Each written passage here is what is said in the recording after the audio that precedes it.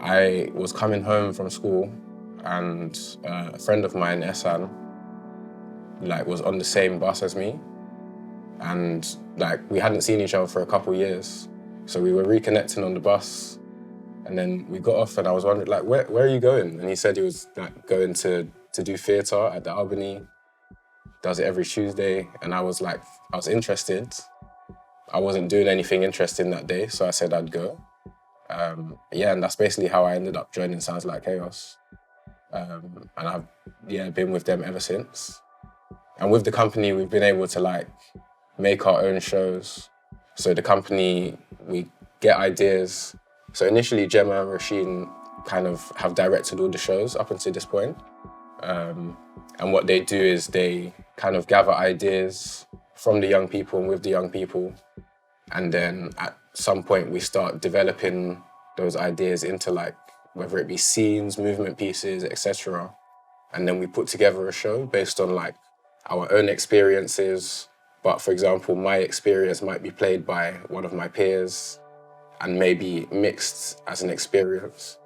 I think over the few years, we've managed to make a lot of really meaningful shows, especially for young people to be heard about. I remember the first show I did was Euphoria, which was basically about euphoria and, chasing that ecstatic feeling, being young and wanting to be at the height of excitement,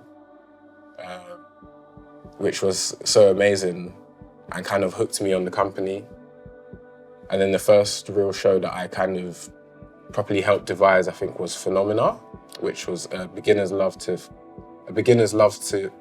guide to love and physics. We did that play. We made that play, I was 14. We did that play for about 2 years and we took it to Chrysalis Festival in Edinburgh. And by that point, I was in sixth form and studying economics. And I was doing drama, but in my head, I was okay, go to uni, study something kind of serious. People, especially if you're decently good at school, I think people are hey, you're smart, you have to you have to write and do numbers. But I was kind of when I went to Edinburgh and got to perform again, it was I don't think I can't go my whole life and feel I regretted not being in the creative industries. I kind of just focused on that. So my name is Indy Max. I work with Sounds Like Chaos, Kit Theatre, the Albany, and other organisations as so it comes up, being self-employed, doing a mixture of acting, directing theatre, producing podcasts, and other facilitation and workshops. And the people I do it with are all young artists mainly.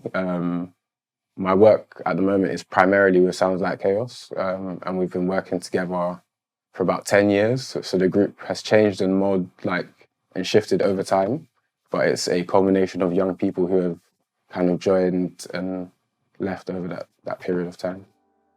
One thing that I'd start with, one thing I've learned is to always remain a student, and to remain curious.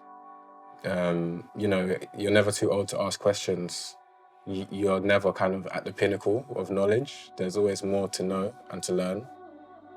I think young people respond very well to I guess it all depends on the work that you're doing, but being able to kind of listen to them, really, most of all, whether it be as a group or whether it's individually. So for example, currently I'm directing a show for Sounds Like Chaos, and we have quite a young cast.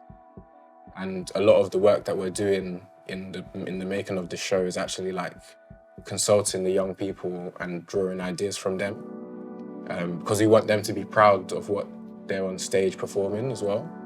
And having made shows before, involving young people in the processes and like in the decisions, I think really empowers them.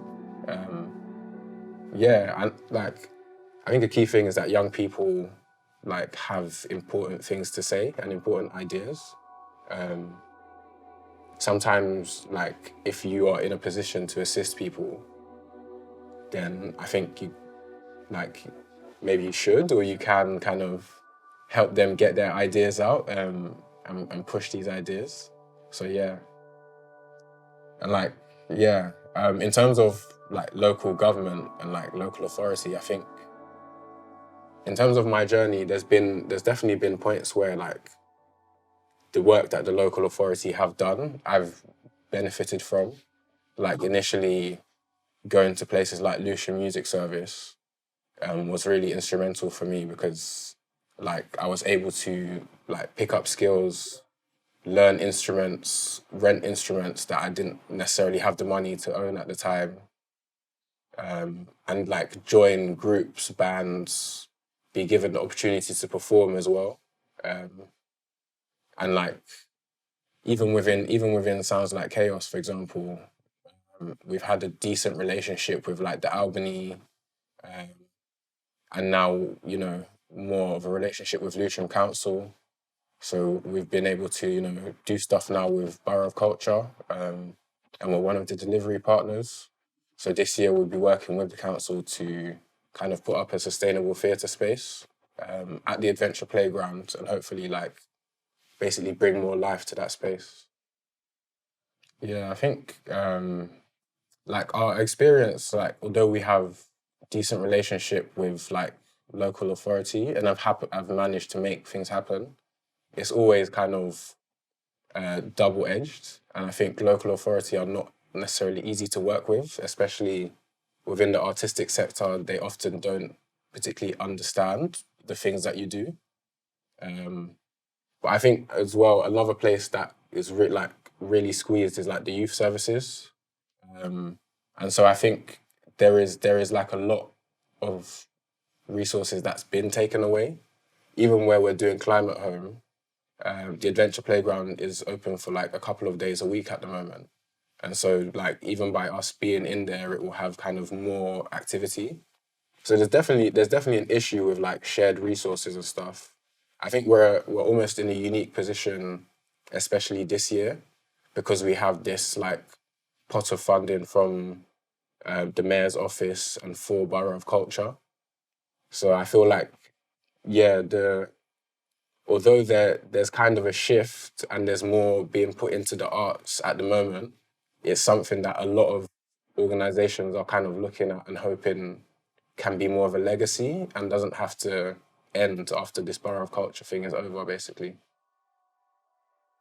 Lewisham to me is like it's a melting pot of culture. There's a lot of black culture in Lewisham. A lot of like there's also some Asian communities as well. But yeah, Lewisham is like a very multicultural place. It's a place where you will hear different languages. There's a multitude of food from 5 continents on the high street. Yeah, Lewisham to me is just like it's bubbling, it's fun. At times, Lewisham is scary, but also Lewisham is like it's just home. It's safe. It's warm. Yeah, it's a dynamic place just like everywhere else, and I think it just so happens that it is a place that so many of us who are like first, second generation or migrants like call home. I think to the community, like it's always been quite a big migrant community, and that goes back like decades, even centuries at points. Lewisham has been kind of at the front line at times for like the black community in the UK, going back to things like the New Cross fire, where young people about 18 and were like partying in a house on New Cross Road, and were burnt in a racist attack, and that was like only like 30-ish years ago. And I know there was like massive protests in Lewisham in like the 70s, I think called the Battle of Lewisham, where the communities basically protested the treatment of black people by the police. And there was massive protests in Lewisham and more people injured, etc. at those protests. So it's kind of like has a strong black community and ethnic minority community, which through the years have kind of, learned to love the place, learned to kind of mark it as our own. A lot of people kind of come to Lewisham when they come to the country as well. So you'll find a lot of people passing by. Yeah, Lewisham's, I think there's even the first black man in the UK to vote was from around like Deptford, Greenwich area. A man called Ignatius Sancho. And he was like a writer, composer, abolitionist. So yeah, there's quite a rich history going back to like even the 1600s of black people in and around Lewisham, Deptford area.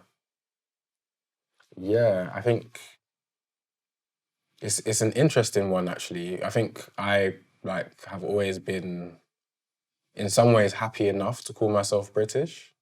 But like I know that my mum is from Zambia. Like I know I went, I learnt to talk in Zambia. I was born here, but I learnt to talk and walk in Zambia. So like I know where I come from in that way. But I also know where I come from in terms of my upbringing and like my mannerism, the way I am. Like a lot of black British people here, especially like people that were born here, we kind of have a way of being and like a kind of culture ourselves here. And so black Britishness is like a real thing that I also fit into. I say like sometimes my culture or the way that I am, the way that I behave is like maybe closer to like someone who's black from Guyana or from Jamaica than it would be from someone Zambian in Zambia, because we've lived very different lives. I think different people navigate it differently, and maybe I think some of like how you navigate it is all to do with like things like your upbringing. So like if your parents talk to you in your language, feed you cultural foods, and if you're immersed in the culture, but also then if you're around people, I think from like your country, people that you can engage with that with, then it makes, I think, a big difference. So yeah, I think probably also a lot of that is like, in some ways I feel very British because of like colonialism. And like when I go to Zambia, there's things that I see in the way that we are that I'm like, this is, the British really got us here. Like, do you know what I mean? So like, I'm British, in some way I'm British and like, yeah, but Black British is definitely like, probably the thing that I feel most like akin to is like the people I grew up with here, like in London, having the same experiences, like the type of experiences with like racism and stuff. People in Zambia just wouldn't get it because, they live in a completely different space compared to what we live in here. So yeah, it's a very interesting space. I think other people navigate it like, a lot of people, I think a lot of people are kind of happy to call themselves Black British or British. We like, maybe we didn't call ourselves English. That sounds a little bit off to say I'm English. But Black British seems to be a bit of a thing. And like people generally, if where your forefathers are from, like your parents, your grandparents, I think generally nowadays it's like people kind of wear it on their chest a bit. Two Nigerians in a room will always find each other. People are kind of wearing that a lot more. And to be fair, as I've grown up, like being African has become so much more cool. when I was younger, like people didn't want to be African. Like when I was in primary school, there was definitely little African kids, you know, telling you that my parents are from Kingston, Jamaica, because it was cool to be Jamaican, but at the time it was like, nah, African wasn't cool. So yeah, I think a lot of that is like has happened even in the last few years with the rise of like black media, black music in the UK. But yeah, Black British is definitely like a big thing and it's strong right now.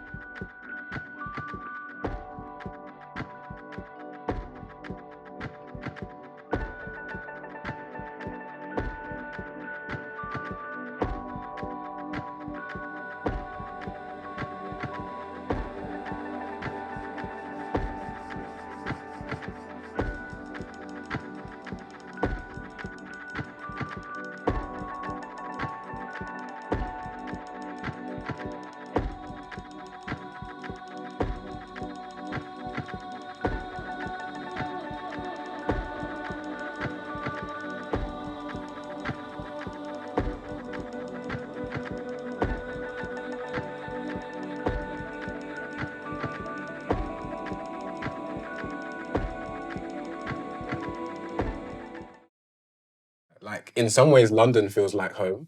Also, um, yeah, Zambia is also home. Like back home, a lot of us say that we'll talk about back home. Like my grandma's farm, that's home to me. Uh, Africa is home. I don't know if Europe is home. Yeah, I think home is home. Like it resides in physical places, but it's like it's a feeling. It's a feeling of warmth, of safety. Um, what we created in the studio before, like that's home. Um, the supporting community that of sounds like chaos, that's home. Yeah, like home is where you're safe, you're warm, you're comfortable.